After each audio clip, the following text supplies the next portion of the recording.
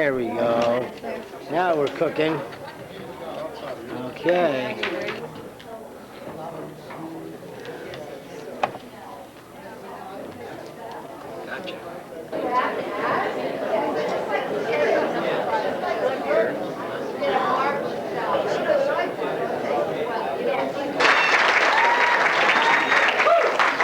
Good evening, ladies and gentlemen, and welcome to the Public Theater's production of the Really Nutty Nutcracker Ballet. My name is Vince Romberg, and for the past 11 years I've had the distinct privilege of being the executive director of the Public Theater.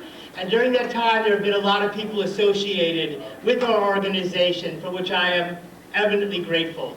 However, this year's group of board of directors are probably the most outstanding group that we've ever had. In the 11 years, I am so pleased and privileged to have a collection of people who are dedicated to the well-being of this organization and all of its endeavor, and tonight you will see the efforts of that dedication. Before we start this evening's performance, I want to acknowledge a few people who have made this evening and our season possible, and I think we would be remiss without acknowledging our season sponsors, Ray Fennon and Jeff Seltzer. Jeff and Ray, could you stand up and think about, how about the house lights, please? House lights, please. Thank you so much. You can just leave those house lights up, please. Just till I finish talking. Can we have some house lights, please? House lights, please. Thank you. I feel like I'm in a television studio. I'd also like to acknowledge one of our board members, Jim Stark, and his partner, Jerry Pond, who are the owners and proprietors of Stark's Bakery, who have sponsored this wonderful sugar plum reception after the show tonight. It is an absolute, veritable, delectable assortment of treats, and I know it'll be gone in a snap. Let's have a big round of applause, please, for Jim and Jerry and Stark's Bakery. Bravo!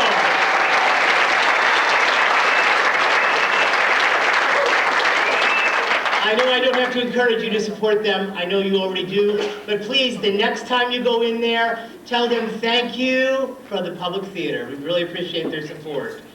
I also want to acknowledge the support of a very, very dear friend of ours in the community, Keith Cheverini. Many people do not know who Keith Cheverini is. He is the owner and proprietor of Costumes Etc., which is probably the most eminent costume house in Fort Lauderdale, located on Northeast 12th Avenue, just south of Commercial Boulevard. Keith was so kind and gracious and stepped way out and gave us all the wardrobe for tonight's show for free. Keith, thanks so much.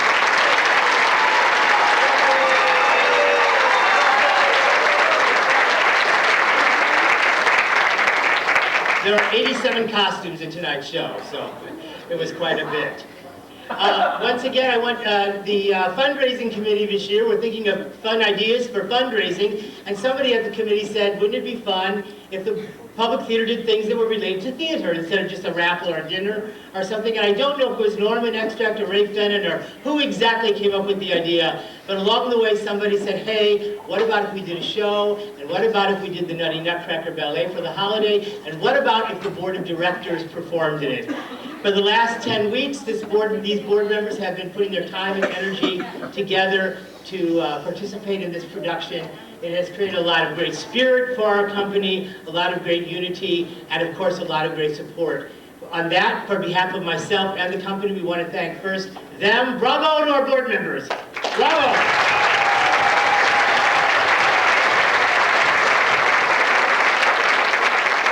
And of course, you for coming and supporting them. Bravo to you.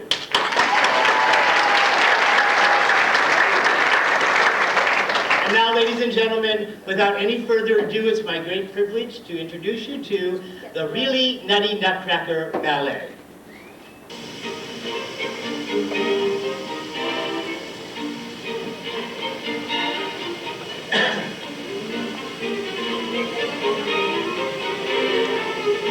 Every year in a faraway town, when the time for holidays came around, the mayor and his wife, so rich and elite, gave a party to die for. It was so sweet.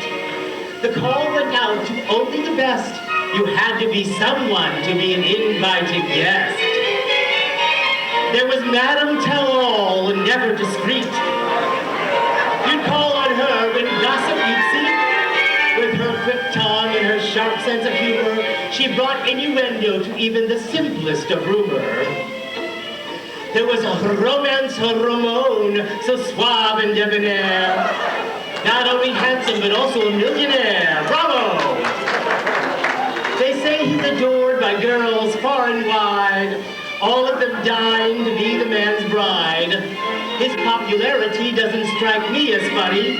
Who doesn't want a husband who's sexy and got money? And then there was a Richard Richet. At parties or not, he always was gay. No one had his style or taste, and more than one person said it was a face. No one minded it was men he adored as long as he did it behind closed doors. And no holiday celebration would ever be complete without poor Gladys Woebegone, so very petite. She was so shy and of men so afraid. It's no wonder she was an old maid and never got laid. Now, Christmas, you know, is a time, yes, it's true, for children. And the mayor and his wife had two. A son who was bratty and really the pits, the terror of the town, a boy named Fritz. But the shining light in this family scene belonged to the daughter, barely 16.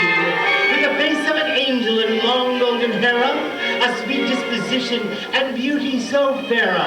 As smart as a whip, please prepare her for the treasure of the family, the daughter, Clara.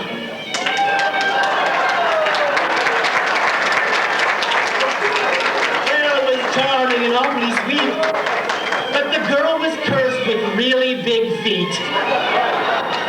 And not only that, so sad to tell, her feet gave off a terrible smell.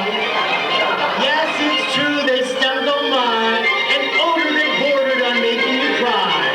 She could clear a room in a second, it's true, by simply removing her size 15 shoe. And now it's time for a holiday photo.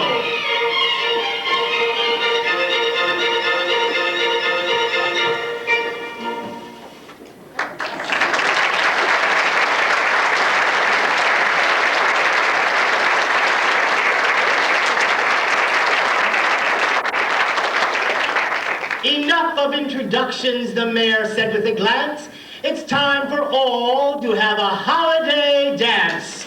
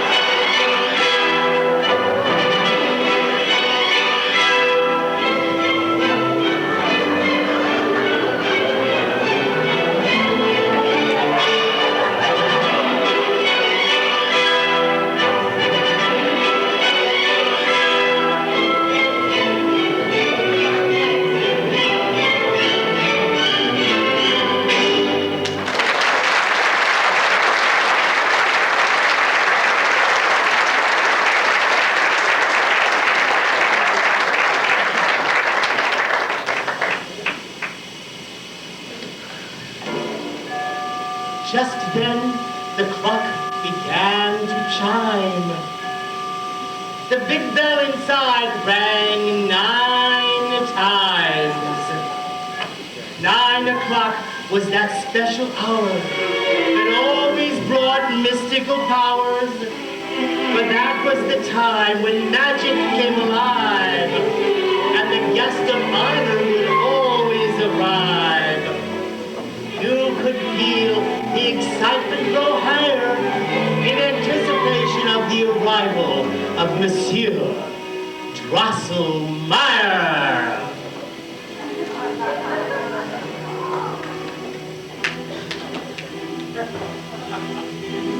He was magical and mystical and gave each party a lift because just like the Greeks, he always brought gifts.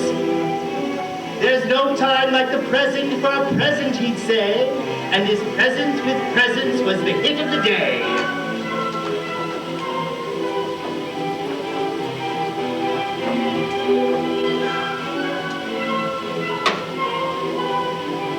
To everyone he gave holiday cheer, bringing joy and laughter and even a tear. But being theatrical, he saved the best for the last, and to Fritz and to Clara a present was passed. Fritz said, "Oh boy, look what a treat. Good Uncle Drosselmeyer has given me chocolate to eat." And he sat on the floor and one after one ate all of the sweets until the candy was gone. Oh, Clara was delighted by the package he brought and opened the package with this holiday thought. I hope my gift is even sweeter. I hope that he's brought me Dr. Scholl's odor eaters. No, the package did not contain inner souls, for Drosselmeyer never gave presents that droll. Clara opened the package, her heart filled with joy, for inside she found a beautiful toy. It's a toy, it's a toy, it's a beautiful boy. My heart is filled with glee and with joy. That's not a toy, said Drosselmeyer as he whacked her. That, my dear, is a nutty nutcracker. And not an ordinary nutcracker. No, this one is more than your usual slacker. This one is special, Drosselmeyer panted. You see, this nutcracker is enchanted. I wanted, shouted Bad Brother Fritz, and he reached out and grabbed it in his sticky mitts. The crowd was shocked. They started to yell. Fritz tried to make off with it, but he tripped, slipped, and fell. The bear grabbed his son by the lobe of his ear and said, I ought to give you a kick in the rear. Now, give back to Clara the toy which you lusted. But when he turned the toy over, the nutcracker was busted. Oh, I can't believe it. Look what you've done. Tell me, Julie, was that lots of fun? You ruined it, Clara cried. Isn't this neat? Now I've got a broken nutcracker and really stinky feet. Fritz, you ought to be ashamed. I hate to do this, but you've got to be tamed. I ought to whack you upside your head, but instead I will spank you and send you to bed.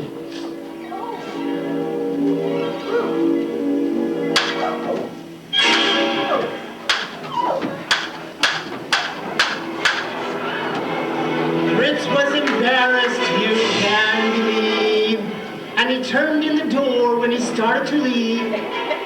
I'll make you sorry if it's the last thing I do.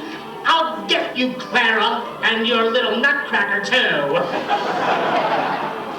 On the party, the incident put quite a damper, and all of the guests started to scamper. They picked up their presents and said their goodbyes, while poor Clara sat alone and cried. This isn't fair. I'm supposed to be happy. When you have dreams, I guess then you're sappy. This holiday sucks, that's what I think. I've got a broken doll and feet that really stink. Don't cry, said Drosselmeyer, the story isn't ended. The Nutcracker isn't useless, it can be mended. Great things can happen like the stars high above, with a little care and a little bit of love.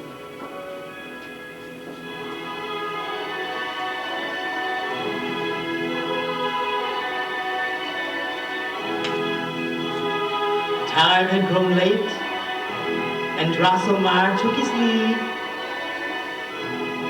and sweet little Clara with the Nutcracker fell asleep under the holiday tree.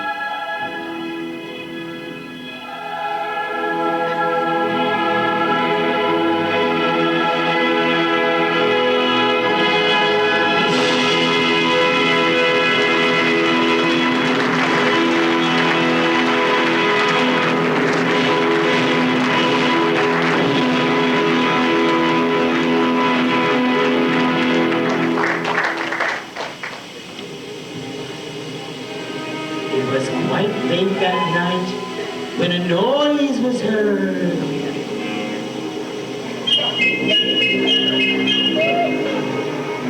A noise worse than any discouraging word.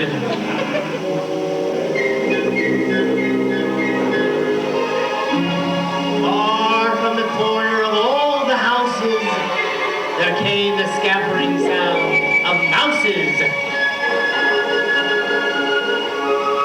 The mice were looking for a holiday treat and hoped to find lots of goodies to eat.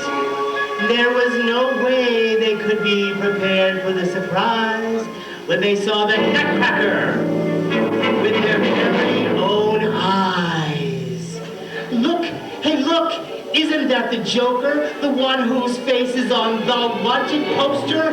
It's him. Oh, what a thing. Come on, let's send word to the mighty Mouse King.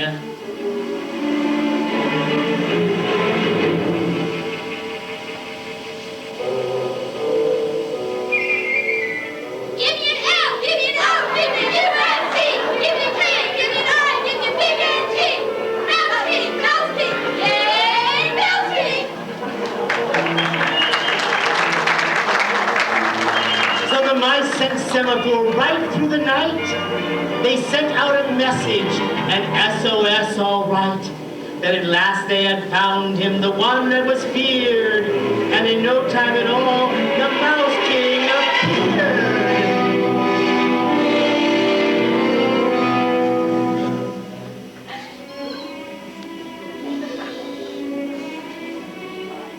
Yes, that's him. That is the one. At last, after all these years, the job will be done. I've lived in fear. There's nothing worse than living your life when you are cursed. It happened so many years ago. When I was young, don't you know? My wife put a curse on a handsome young prince, and he's been this Nutcracker ever since. I've lived in fear that the spell would be broken, for me would not be okey-doke. If he comes alive, the thought really chills me. He can only stay that way if somebody kills me. So now's my chance to reign supreme.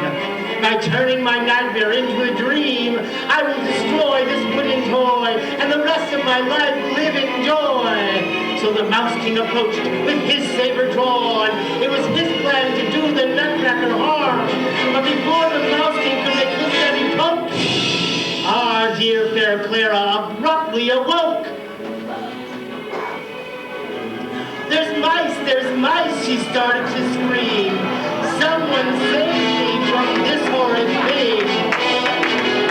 And as if by magic from somewhere derived, the gingerbread soldiers all came alive.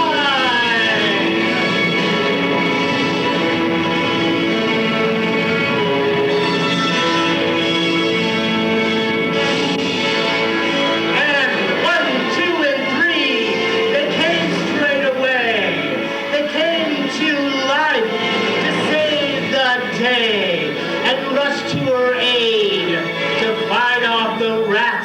who surrounded Clara for a vicious, vicious attack.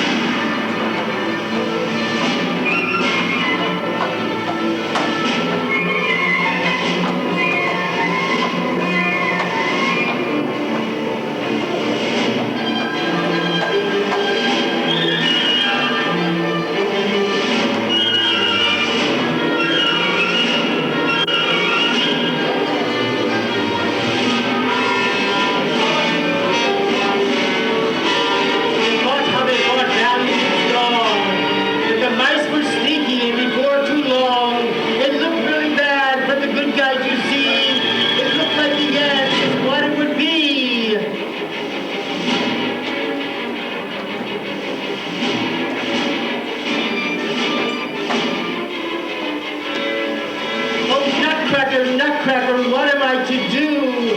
A maid is no match for a mouse king or two. If only you'd help and scare them away. I'd love you forever if you saved the day. And then it happened, lo and behold, or at least that's the way the story is told.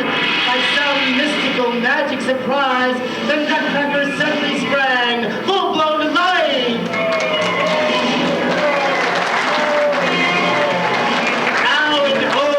With all his might, I've got to tell you these pants are really tight. But that didn't daunt our hero tonight, and in spite of discomfort, he entered the fight. The battle raged on. Oh, how they fought! As Clara watched, she was overwrought. For as things progressed, it looked really grim, and she was sure the mouse king would win. Oh no, it can't end that way. Nutcrackers don't come to life just every day. Oh no, what should I do? I wonder if it would help if I threw my shoe. Then Clara reached down to remove her size 13 pump, and the second it came off, the mice fell over in a lump.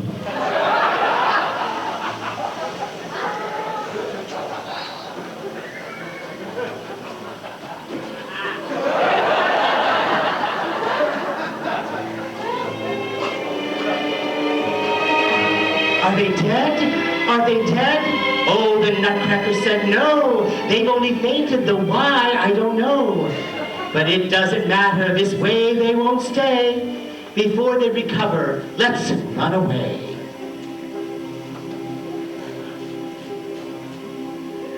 I know a place where we can go. Ruled by the king and the queen of the snow. Come on quickly before they revive. And once again, we fear for our lives. Oh no, Mr. Nutcracker, you stop right there up. I wasn't born yesterday, not this little Clara. Although I might want to, yes, it's true. I can't just spend the night with you. I've got a reputation I've got to protect. I can't go with you, it wouldn't be correct. Think of my honor, what would people say if I ran off with every hunk who came my way?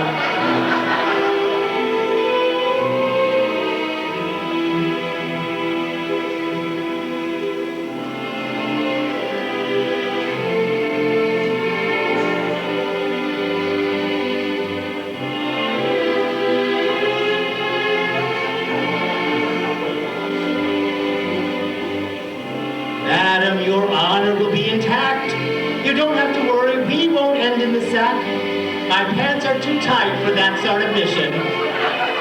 And after so many years, I'm out of commission. When a girl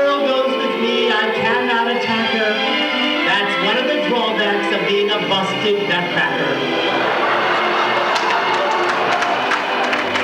I would believe if only I could, but my dear, you are handsome, and you are made of wood.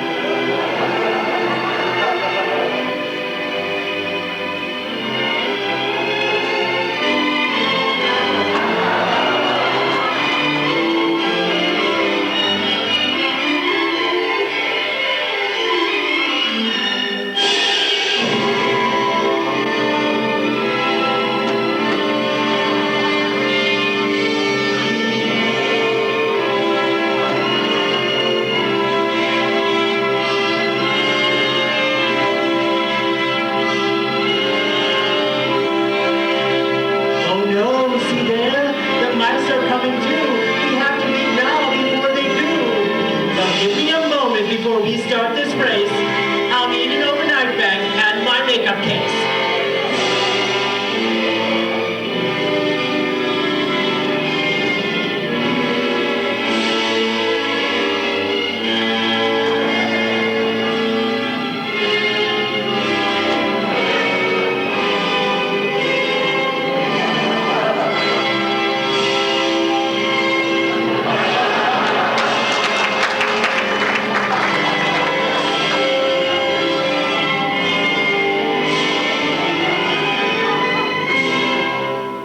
So Clara grabbed the things that she needed, and the Nutcracker's warning she quickly heeded.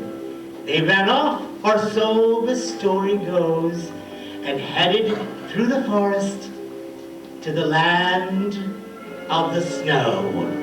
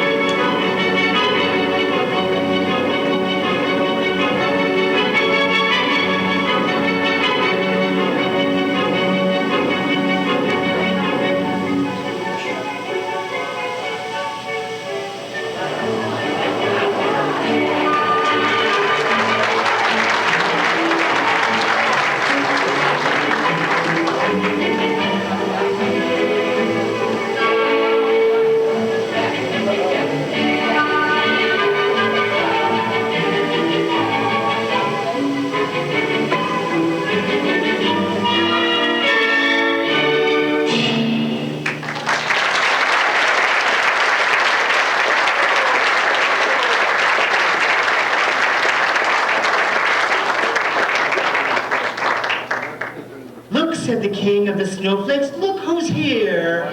It's the Nutcracker returned after all these years.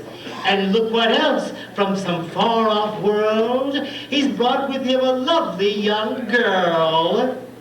This is Clara, the Nutcracker said. If it wasn't for her right now, I might be dead. That horrible Mouse King would have killed me, no doubt. But Clara amazingly knocked him right out.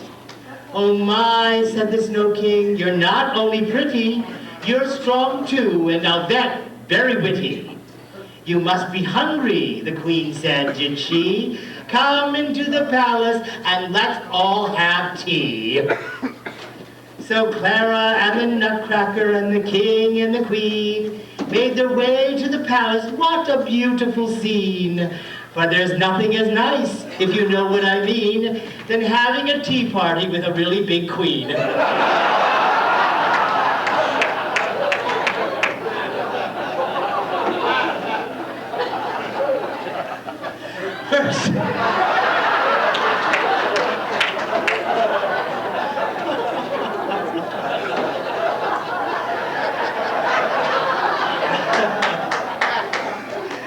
First, of course, has got to be sweet. We need something special and delicious to eat. Call forth the Spanish, and please do not wait a lot. Ask them kindly to bring out the chocolate. Call forth the Spanish.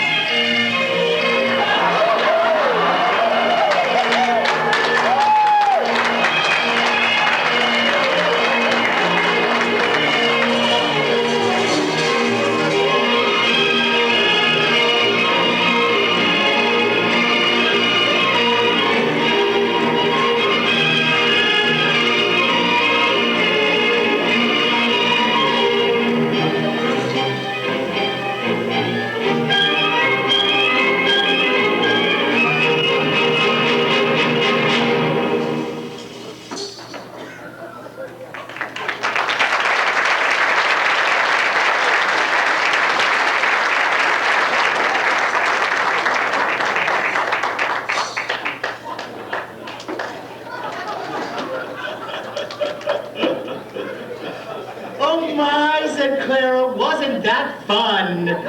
I'm already full and we've only just begun. Yes, that's right, the Queen said, did she? Now come the Arabians, and they bring us coffee. I thought Colombians had coffee, you could hear Clara say. They do now, but it didn't start that way. The Arabians had it first, but the business went dead when they found they made more money by selling oil instead. Send forth the coffee.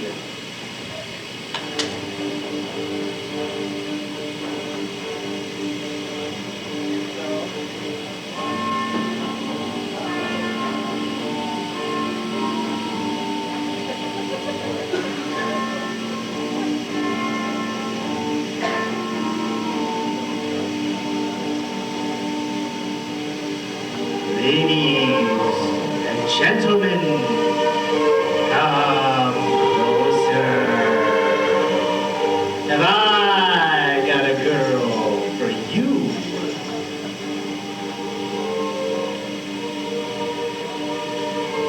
She's got nice gazangas. They cost lots of money. She's got a nicer backside. And that cost even more money. And when she dances, the men all faint. Please prepare you for the Arabian treat. Hot, sweet, aromatic, delicate, delectable, enticing. Miss Coffee.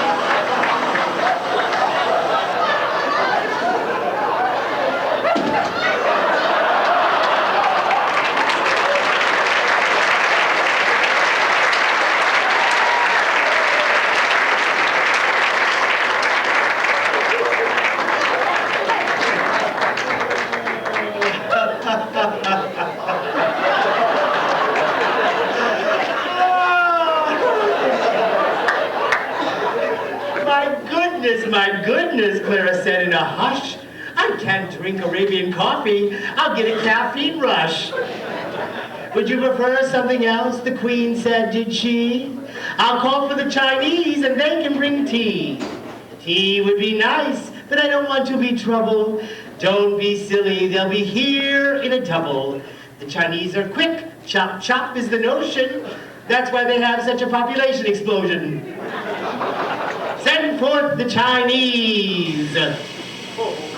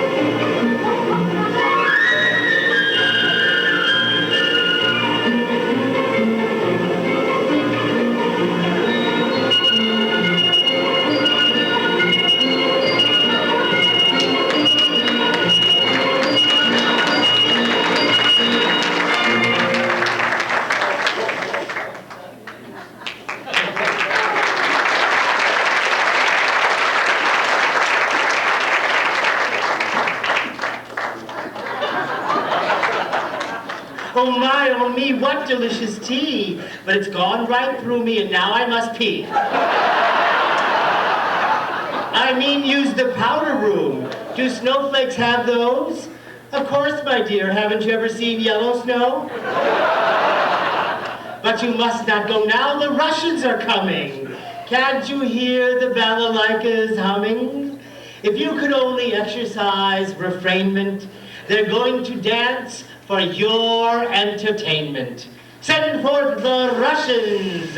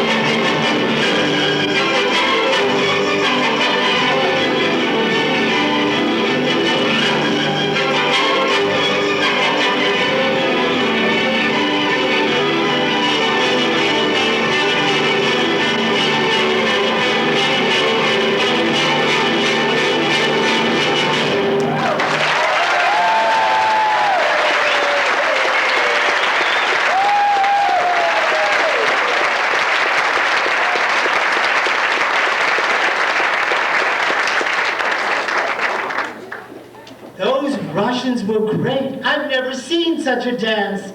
But I better go now. To wait any longer would be taking a chance. Oh dear, oh no, there can be no discussion. I'm just like those dancers. Look, now I'm a Russian.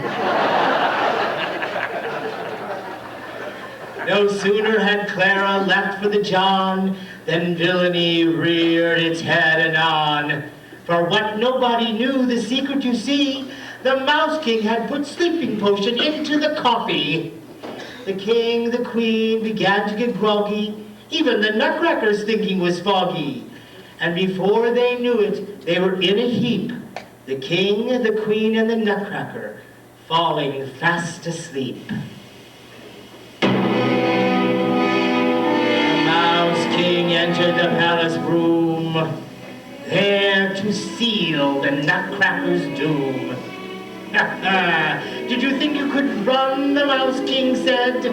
You can't run from me, and now you'll be dead. With that sleeping potion, you're out like a light. This is too easy, you can't even fight. And now at last, my fears can be ended. When I'm done with you, you'll never be mended. So the Mouse King approached. All was a hush. Then somewhere in the palace, he heard a flush.